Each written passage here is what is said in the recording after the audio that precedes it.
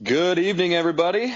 I am Dan with my buddy and bro, my number one bro, Tom. Tom, say hello. Hey guys. And we are here to discuss Super Bowl 50 and pretty much, well, at least my opinion of the game. I don't know. I actually don't know Tom's opinion yet. And a little bit later on the show, probably about, 10, 15 minutes in, if you guys want to skip ahead, we're going to have a special guest on, our St. Louis and Did you just burp? What the heck's wrong with you? Should we start this over? No, we're fine. Let's go. Our St. Louis and political correspondent Nathan Rogers. So First, if you first guys thing want we to hear, should clear up though, yeah, our name. We needed input from the people, and they'll listen to it in the first couple minutes. Right now, we're Bro Chat for the People. Should we change it to expats, and then underscore a Bro Chat for the People? Expats underscore being that where like Patriots fans who have been are displaced. and I don't know. We're gonna talk a lot about Boston sports, so maybe we should go with that or not. You guys can give us feedback. Anyway, the Super Bowl. What'd you think? This Super Bowl was a grinder, that's for sure. Normally Like the app? there are three types of Super Bowls out there. There's the great game, which are few and far between. There's the blowouts, and then there's the grinders. And this one was definitely a grinder. And I would say grinders are preferable to blowouts because at least it keeps the score close enough for at least a small amount of interest. But it's still boring. The game was sloppy. It was slow. Neither team could convert on third down. I think the Panthers were 3 for 15, and the Broncos were 1 for 14. Absolutely atrocious. And it was just kind of aesthetically depressing. I think it was the most boring Super Bowl I've watched since the Seattle-Pittsburgh one way back in the day. Way back in the day. The only reason I kept watching it was so that I could talk about it with some sort of authority on the podcast. Yeah, I'm with you there. Even the commercials sucked, man. There was one good commercial, and that was the Doritos one. It actually made me laugh about the baby flying out of the womb. Yeah, Of course, that got tons of backlash today too, which was hilarious. I thought that was hysterical and just kind of ridiculous on the Doritos always has those ridiculous commercials. I know, I love it. But yeah, it was very boring. Cam choked hard. Yep. He didn't just choke. He choked worse than Peyton Manning. And Peyton Manning, as Tom, you and I both agree that he is notorious for his big game chokes. Notorious. And he didn't have a particularly terrible game. Are you kidding me? He threw, well, not by this season's standards, but okay. he threw for 143 yards on 13 completions. He threw a pick and he fumbled twice and lost one of those fumbles. The Broncos' one offensive touchdown came when they when Von Miller forced and recovered. Well, I don't know if he recovered it, but he forced the fumble on the Panthers' goal line, basically. And so they just punched it in with C.J. Anderson. Minus those two Von Miller strip sacks, the score was 10-10 at the end of the game. Oh, yeah, absolutely. So, obviously, I'm glad. No, 10-9. Screw that. They went for two. They had 10-9. Yeah, they had the three McManus field goals, and were given. Usually, they definitely won the field position battle. Cam ended up having he was like 18 for 41 for 245 yards. He threw a pick, a pretty bad pick, and he threw down near the red zone, the Broncos' red zone, and he lost two fumbles as well. I don't know why they completely abandoned the running game. Completely. They have abandoned a good run defense, but that's how you won all year. Like, I mean, they could, throw the ball so effectively and score so many points because their running game was a threat, and they ran it like 10 times this entire game. It was disgusting. Yeah, I know. I hated it. I hated every minute of it. Yeah, Cam ran for 45 yards. He had 6 carries and 45 yards in the first half, and then he didn't run again. Like that's what makes you good, man. That's why you're so dynamic, is because you're able to run, and you need to use that to your advantage. And he didn't do it at all in the second half. The part of the Super Bowl that I thought was the best and the funniest was Halftime show. was after the game. Did you listen to it at all after the game? No, I didn't listen to it at all. We had it on in the background so we could see who the MVP was, and then we quickly just gave up and left. Okay, so immediately after the game, they're all in the field. There's reporters on the field. They're all talking to people, and of course the CBS person finds Peyton Manning because he deserves to be talked to after that horrible game he had. Yeah, of course. And she was like, "What are you gonna like? Are you gonna retire?" Obviously, was one of her questions, which is Yeah. he's obviously not gonna answer. And he's like, well, I'm just gonna go hug my wife and my kids, and then we're gonna celebrate, and I'm gonna drink a lot of Budweiser. Like, really? That's the first thing that comes out of your mouth? And how much money did he just make saying that? Like, I wonder how much. You just had a promo for Budweiser. So I watched. Hold on, one more thing. Okay.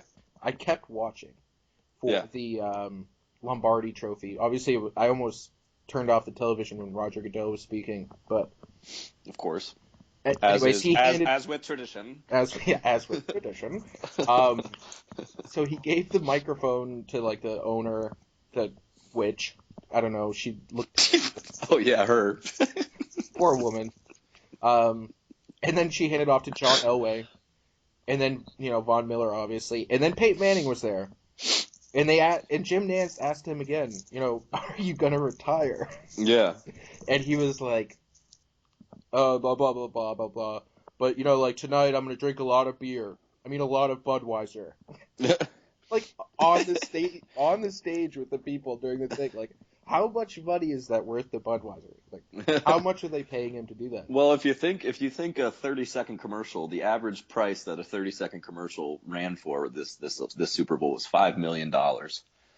So you got to think they paid him a pretty penny just to have him say it. But I mean, like, this isn't even a commercial. This is the guy who everyone suddenly adores because he had a terrible game and they think he's the best ever. Like, on stage, receiving the Lombardi Trophy, mentioning your name. Yeah. That's got to be, like, $20 million a mention. He probably made $40 million mentioning Budweiser. Who knows, man? Who knows? But that's why we're here. We like to speculate. We do like to speculate. Oh, man. Speaking after the Super Bowl, though, how about Cam Newton? Oh, that dreadful press conference? Which, by the way, what a baby. What a freaking baby. The guy celebrates after every first down and every touchdown this entire year. He goes into his post-game press conferences, and he's gloating to the media, and he's gloating about everything. And then he finally loses a game, and he just acts like a big, fat baby. Well, I don't know about fat, but... Okay. A big, ripped baby. It was pathetic. It was pathetic. He's supposed to be the face of the NFL now. And he's just pouting and crying because he lost to a shitty Peyton Manning. It's unbelievable. It was childish. It was so childish. He needs to grow up a little bit and act a little bit gracious and lose with some grace. The guy, he's a punk. It was ridiculous. He is. I don't really have much to say about it. Like, I mean, he obviously has stuff to learn from, and he's whatever, a young quarterback or whatever. I don't really give him any excuses, but the only other thing worth mentioning, I think, is just Von Miller and the defense. Mm-hmm. I mean, people are gonna overreact and say it was like one of the best defenses of all time. Who knows about that? Their stats weren't all that impressive, but they certainly made one of the best playoff defensive runs that I've seen. Yeah, absolutely. The last 3 games here were quite impressive against, the Steelers, who were banged up but still had a fantastic offense. Then against the Patriots, who obviously had a fantastic offense, and the Panthers, and there were out of the 50 or so ESPN analysts out there who were predicting the game winners. Only like 5 or 6 took the Broncos. Yeah. I don't know. Yeah, I mean, I find myself feeling bad for the Patriots offensive line coach who got fired. Poor guy. I wonder if the Panthers are going to fire their guy. Yeah, we'll find out.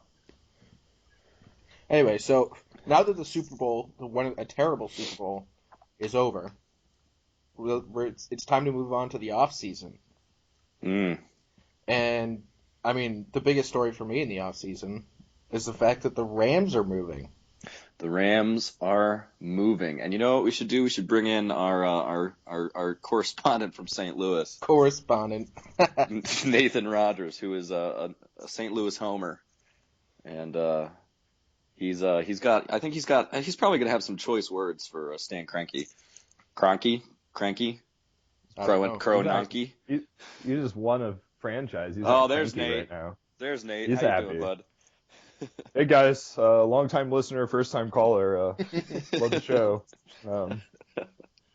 But yes, for the listeners out there, I am a St. Louisan, and my heart was recently broken by the Rams owner Stan Kroenke and the criminal mastermind Roger Goodell. Just some collusion at its worst, and just the first thought I'd like to get on regarding that pair is, Roger Goodell making what, about $40 million a year, is it? $40 million a year? Yeah, that's just about it. And Stan Kroenke, they just gave the 1% the worst, face, the worst name than anyone else. I mean, I'm a capitalist through and through, but with these guys running around and I may turn into a Bernie supporter. Who knows? I mean, this is just horrible highway robberies, ripping a team, active in the community, just out there working, visiting hospitals, kissing babies, doing E60 specials. They're working hard in the community, and they just get uprooted and just thrown into LA. And it's always great whenever it happened. It was wonderful when they would show footage of all of the 20 LA fans that are LA Rams fans that have been there for 20 years. And look at all these fans. And there's two guys that have a sign, "Come back home." And I personally think Roger Goodell planted them, just like he did that deflated football. Just a horrible situation for all of us. And here's the structure. What makes it so horrible, just to be clear, and people say, "Oh, St. Louis, you lost the Cardinals." There was a St. Louis football Cardinals, for those of you who don't know, and then they left in the 80s, and then we were teamless until 94-95 season when we got the Rams. And a lot of people, they may say, well, did St. Louis really try? We tried hard. We tried very hard to keep the Rams. The Governor Nixon put together an STL Stadium task force headed by Dave Peacock, the former president of Budweiser. He's the guy who used to pay Peyton Manning to say those wonderful things. No, I'm just kidding. But Dave Peacock and Bob Blitz, another community leader, civic leader, just going out there trying to put the stadium together. And they got the funding, but it was only a $750 million stadium. It wasn't going to be $1 billion stadium, which, according to the NFL, wasn't financially viable enough. Stan Kroenke was gone throughout all of the negotiating process. We didn't hear a word for him for 2 years. He didn't talk to anybody. And he didn't even they asked the mayor, Mayor Francis Slay of St. Louis, what went wrong in negotiations? He's like, I've never talked to Stan Kroenke. I haven't heard from the guy. I talked, with Tom Stillman, the owner of the Blues, the Bill DeWitt, talked with the DeWitts of the Cardinals. I haven't heard from Stan Kroenke. He didn't even, then that's the thing. He didn't negotiate in good faith at all. He wanted to go to LA. He wanted to make the football Rams, the football Lakers, which the Lakers attendance numbers are really awesome when they suck. And that's the other part. I don't think they're going to succeed because I don't know. I have two thoughts. One, I'm not sure if the Rams are capable of winning, if Stan Kroenke is capable of winning, which he may be. But if he is capable of winning and he's planning on winning in LA and making tons of money, then what's happened the last decade of losing football has basically been the plot of Major League, where the owner just tanks and just sells everything. Yeah, it's just keeping Jeff Fisher around all those years, not a winning season. It all makes sense now. Yeah, no, this is exactly what it is. It's Yeah, and then you get the GM and Jeff Fisher out there. Well, Jeff Fisher has total control, so and they get him coming out. It's like with a straight face, like a hostage video. We believe Case Keenum can be a starter in this one day. We're dealing with Case Keenum here, but it may not have been all just horrible ownership. Him tanking. They may just be that bad because apparently there's reports that they're trying to sign Payton. Yeah, And that's going to be the big move. Yeah, which, big move. After that impressive Super Bowl performance. big splash signing Payton. I mean, the situation and the icing on the cake really made it hurt even worse. Even worse is the 27-page report that Kroenke's people released, just ripping the city of St. Louis as like they basically panned it as the slums of Detroit, and it was the most intellectually disingenuous piece of paper ever put out, because the city of St. Louis is actually a very, very small community, and the rest of their St. Louis city and their St. Louis county, and the counties are made up of 90 different municipalities, but it's all St. Louis, and every economist worth his salt uses the county and the city. But they only used the city, and then they were able to paint St. Louis as the most economically it made it seem as if they wanted it to be the Calcutta Rams, and who would want to build a franchise in Calcutta. So no one really. And St. Louis is a great community, and it's has the largest growth of any tech startup community. I mean, it's really coming around, and we didn't deserve to get dragged through the mud after we got our franchise ripped. I heard the people of St. Louis still owe $100 million on that stadium. Yeah, they do. Oh yeah, but they're just leaving. Hey, what's a couple $100 million between friends, right? Yeah. I mean, everybody owes money on everything, and the deal was structured so that all be paid for, be paying on. They were kind of lump the mortgages together, I think was the proposal. But it was all summed up best when the public funding got passed by the St. Louis City. There's this elderly lady who's a St. Louis City alderwoman, and she had the best quote summing up the situation when she said, quote, "It's like we were throwing money at the stripper being Kroenke, and he didn't want the money. The stripper threw the money back at us." A news interview, press kit tailored quote. She wasn't caught on the sidewalk saying that this is what she had to say. And honestly, I agree with her. I feel like that was the case, and they're going to make their Kroenke can take his 7 or 8 billion to LA and maybe make a couple more. But I mean, I don't think LA has, I'm sure they have some dedicated sports fans, but I don't know if they can fill an 80,000 seat stadium, every weekend, every Sunday. I just don't know if they can. And especially if there's just a loser on the field, which the Rams have been for 18 of their 20 years in St. Louis, pretty much. So you're gonna be a Los Angeles Rams fan? Oh no, I'm a free agent. No, that's fighting words were spoken. I just I can't even associate myself. I was going to be a Rams lifer, and I was going to do it, but then that 27-page report came out, and I was just done. If you're looking for a great franchise with a great ownership, man, I know a team that'll have you. No one's a bandwagon Patriots fan. I thought of it, and just to piss off the Rams even more, because they're really curious as to who I'm going to root for now. But the Patriots, the ultimate sort of a slap in the face to the Rams. But honestly, I just want to stick with an honest franchise. I'll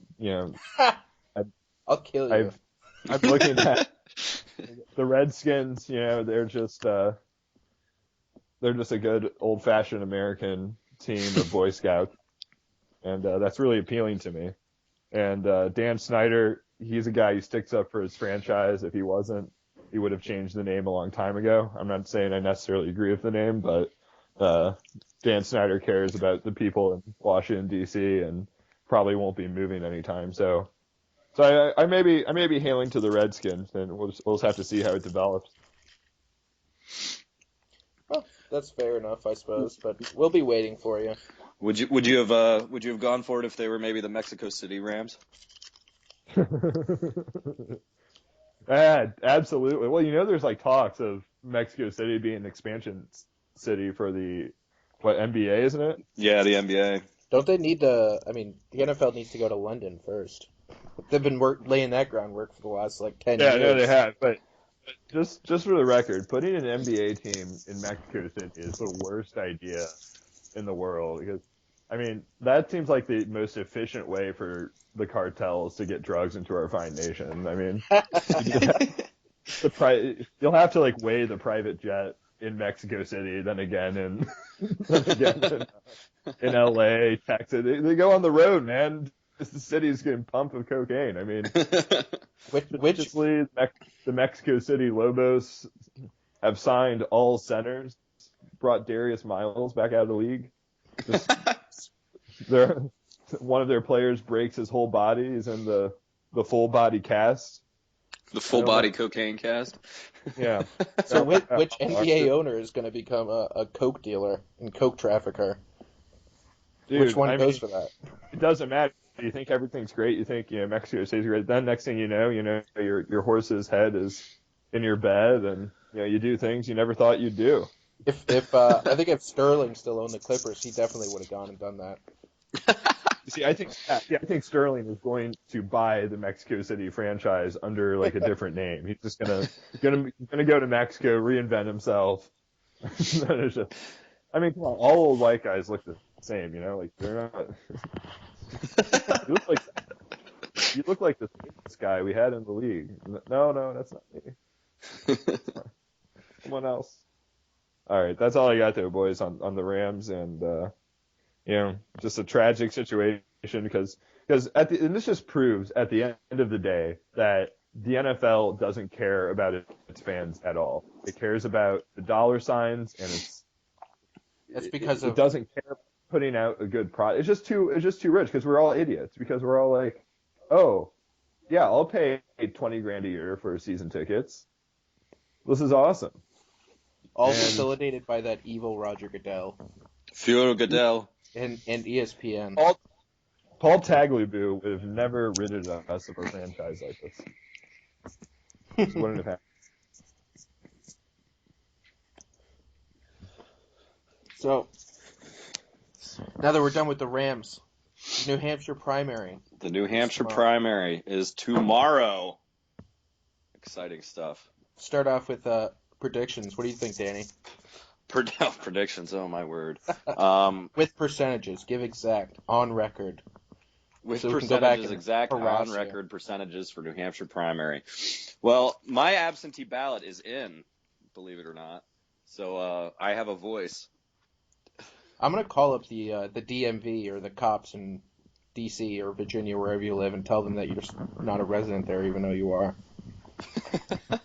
Don't do that. Get your vote discarded.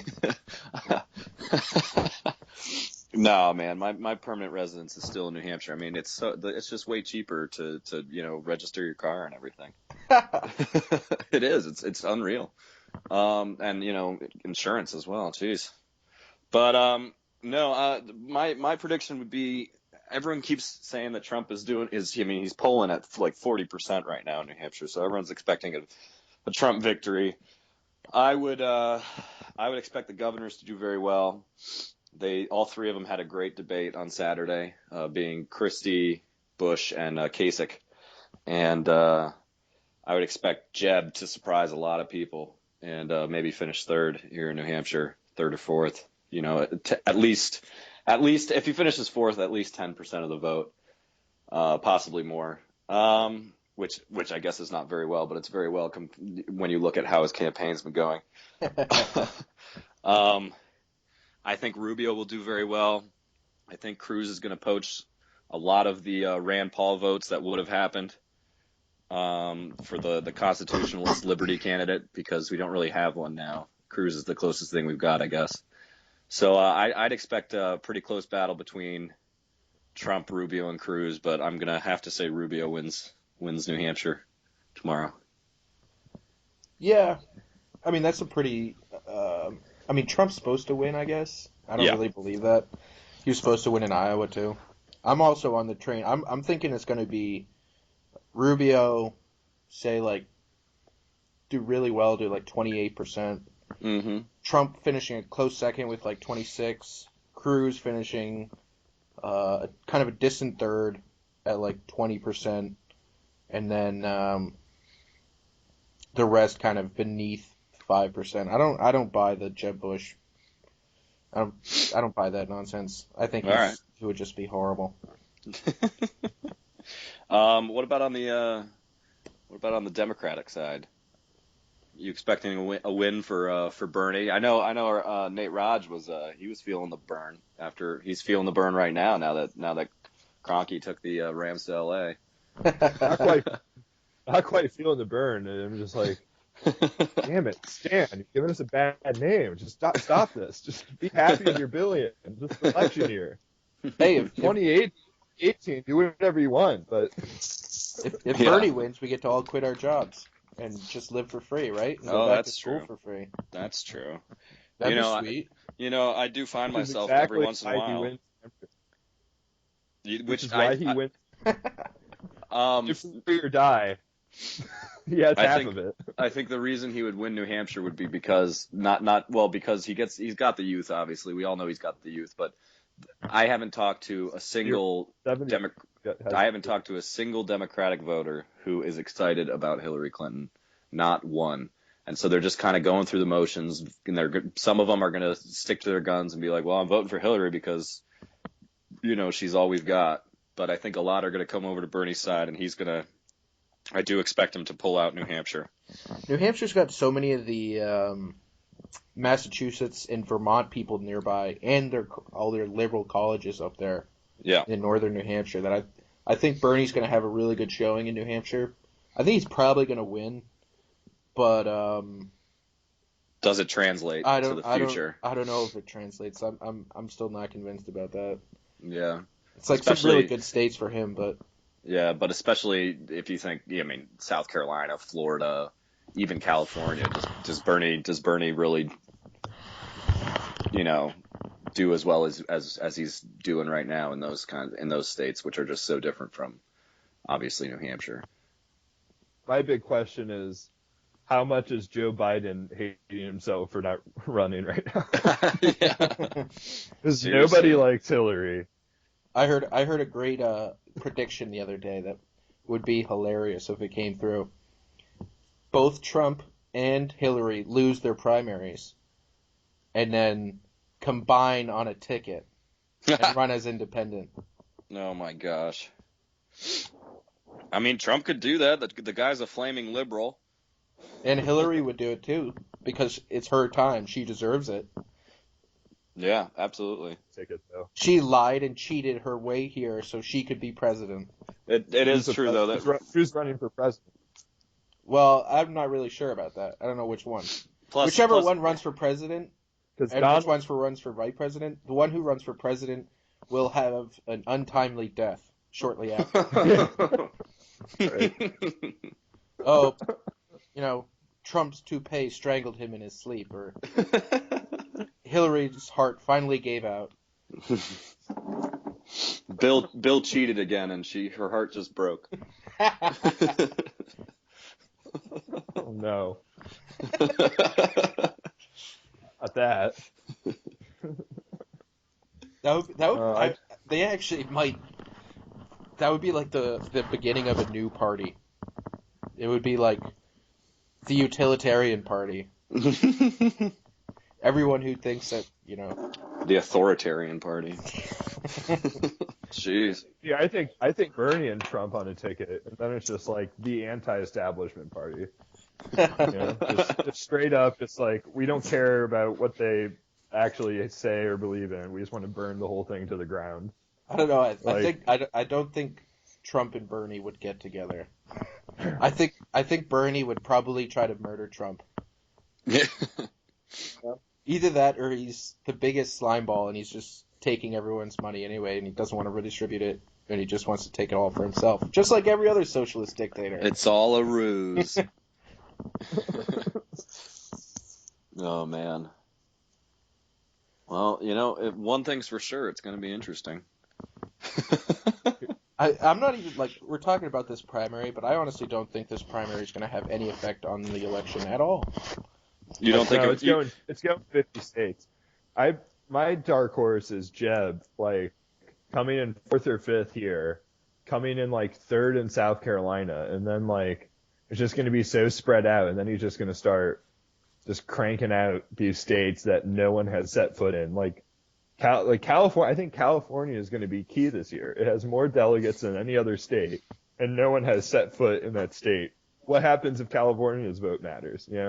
Oh, God. I don't know what California Republicans are like, but I'm sure there's a lot of establishment ones that would probably like Jeb. They voted Jeb! Schwarzenegger into office. That's true. Yeah, so who's the most Schwarzenegger-esque? Who is the most jacked Republican candidate? Paul Ryan, but he's not running. No, he's not running. I mean, this is the big issue. Who has the least % body fat? I mean, I think if we're going by the Schwarzenegger model, I think Rubio's probably got a pretty good chance. I mean, you look at the rest of them. He's like young and athletic looking and whatever. I mean, America loves before after pictures. So if Christie could have a remarkable transformation, he could pull. That guy just loves those Krispy Kreme donuts too much, and I don't blame him. They're delicious. That's the point. That's the point. But I mean, if he does like maybe I don't know, like Bernie's doing Saturday Night Live. Maybe if Christie does some Biggest Loser, that's the way to win an election. Yeah. That's funny. If Bush does end up doing pretty well in New Hampshire and other states, is it possible that he pulls out a victory in Florida over Rubio? No. You think Rubio's got it? You think Rubio's got it straight up? Yeah. No matter what happens. Well, I mean, barring some scandal coming out. What if he died, Tom? Would he still win Florida? Shut up. Obviously, he would not win Florida. If Rubio died, I still don't think Jeb Bush would win Florida. All right, so one thing is clear. Tom is down on Jeb Bush. Always. I mean, you brought it up the other day when we were talking on the phone about what a terrible person he is. Oh, yeah, no, absolutely. How he has no spine on the issue of abortion. He has absolutely no spine. And that kind of hurts my feelings a little bit.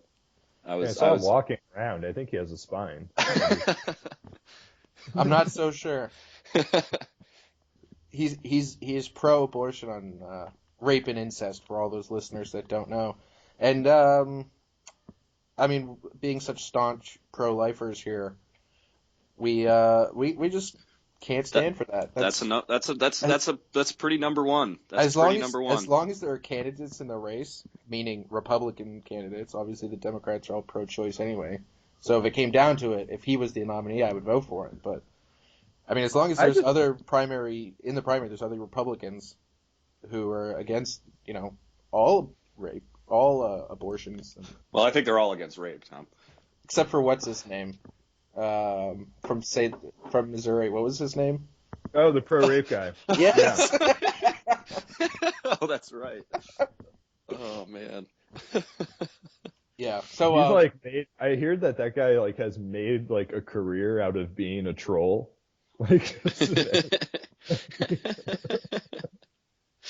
And oh no, it's just so bad. But yeah, I think all the candidates are. My big question is, how did rape and incest get thrown together? I have no idea. Because I get the rape thing. I can see the argument for that. Yeah, you didn't ask for this, like Yeah. you just, you were violated and assaulted, and this is like a constant reminder of it. But like in incest, like, are we talking about like consensual incest? Like, like I mean, get it, like, it must be consensual because otherwise it would fall under the category of rape. rape, right, incestual So- rape, right, which is just Rape a anyway. worse. Yeah, but like, why are they? Because like incest is just all like, I think it's just too well, gross for people to think about. And that they're just kid's like, just gonna have. gross. We don't want to talk about. Yeah, that too. That's bad. We don't want that. Well, it seems to me that, I mean, what Raj has a point here in that you think about it and they say it's consensual incest. So they would probably, and they want the child, but it's a child conceived in incest. Is that like the government stepping in and saying you have to have an abortion? That would Oh, be. I don't think that would be China. Yeah. I don't know, but it's just But like, if it's consensual, then you can have an abortion anyway. I mean, well, even if it's, I mean, no matter what, basically, the way the law is right now, you can have an abortion. well, anyway. right. But like, I just don't get like why like rape and incest. Like, I mean, maybe because it just rolls better off the tongue because Yeah. just rape is just such a horrible thing just to even utter that. It's just like and, to make it. Just pick the two most horrible sexual acts. Just rape and incest. We can't have those Rape- ones. rape and incest. It's like making a new word. I Yeah. don't know. This is pretty edgy for a podcast. Talking about This is rape pretty and edgy. incest. Well, that's what we're all about on Bro Chat for the people. we like the edginess. We I like talk to about make light out of. Just Yeah. Going there. we talk about things that matter. Thank you, guys. So we got about 5-10 more minutes. We're gonna try to keep this podcast shorter because an hour and 10 minutes is probably too long. We're sorry to our we apologize to our most faithful listeners who want just want it every to go on second of every forever. minute and just want us to never stop talking. I But mean, we can arrange that. there are a choice few out there who probably would prefer if we kept it at least under an hour. But I got a short rant about something that really pissed me off. Oh, that's right. We got Tom's Take today, guys. We got Tom's Take every day. Presented by Subway. Presented by Subway. No, Presented by it was not. They did not give Budweiser. us any money. Budweiser. They will eventually. They will. We'll just start giving them free plugs and then. We've mentioned Budweiser like 8 times at least in this podcast, and are we receiving any money? No. Why does Peyton get some? Why? Because he's a famous quarterback? We should get like 5 cents per YouTube view for this. Even if it's a couple dollars, whatever. I'd take anything at this point. Try to buy some real microphones so that we can sound better. Have good quality. Anyway. All right, Tom. Tom's Take. Just quickly, what really pisses me off are those stupid talking heads on ESPN. They have no soul. They have no mind. All they do is rant about whatever is politically correct. You have those, as soon as the Super Bowl's over, everyone's just talking about how great a person Peyton Manning is, how much he deserved this, how awesome he is. And I was sitting there like, are you kidding me?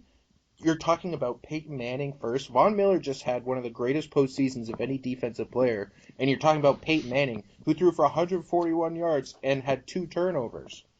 Like, these guys are so brainwashed, so just trying to make the stories that they fail to report or comment on anything that has any value. I mean, the whole Deflategate thing was another one where the talking heads just go off.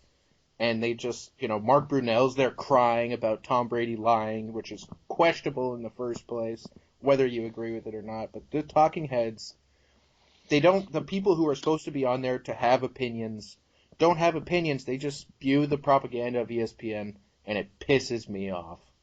And that's it. That's what I got. So, yeah, no, I think a lot of people, a lot of sports fans these days feel the same way to a certain extent, and even maybe even a little further. And that's why we're here.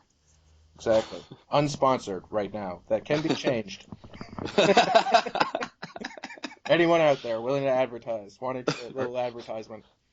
Are you tired of shaving with weak old dull blades? Dollar Shave Club. We're A few dollars a month, you can have fresh blades sent right to your doorstep. There we got it. We even know how to do plugs. And also, you know what my favorite website and app for buying sports tickets is? Or concert tickets? SeatGeek. SeatGeek is there. It's located in your convenient iPhone or Android app, and they have the best prices guaranteed on tickets to every major event that you could ever possibly think about attending. I'm actually a big fan of StubHub, so screw you, SeatGeek. Ace Ticket is my typical source, but that's only pretty much in the New England area. What's the best used car available for under $3,000 in the Washington, D.C. area? A 1995 Honda Accord. 299,000 miles on it. Air blows cold. Get your Accord at autotrader.com. Scroll to the bottom. Oh, man. So, yeah, maybe anyone who wants to, throw us a bone. Quite literally, I'd take a bone. Oh, goodness. All right, boys. Any closing thoughts? Anything you wanted to say? Get off your chest. For me, it's just that we love you, Colby, and we want you to keep listening. Anything from you, Raj? Screw the Rams. Screw you. We love you, Kobe. Thanks for the show. Speaking of rape, yeah. No. It's still too soon, man. Not in his retirement year. Oh. Yeah, I mean, I just gotta say, we love you, Colby. Indiscriminate about which Colby it is. Listen to us. You know who you are. Is it spelled with a K or a C? You know who you are. Yeah, he knows who he is, absolutely. Or she. But yeah, keep listening. We love you, and we enjoy trying to make your workday just a little bit more bearable. Yeah. Thanks to everyone who listened this far. Tried to keep it shorter. Give us a subscribe on YouTube and like our Facebook page, Bro Chat for the People. And we'd like to thank special guest Nathan Rogers as well. Yeah, thank you for being on, Raj. No problem. All right. See you next time, guys. Peace out, brah.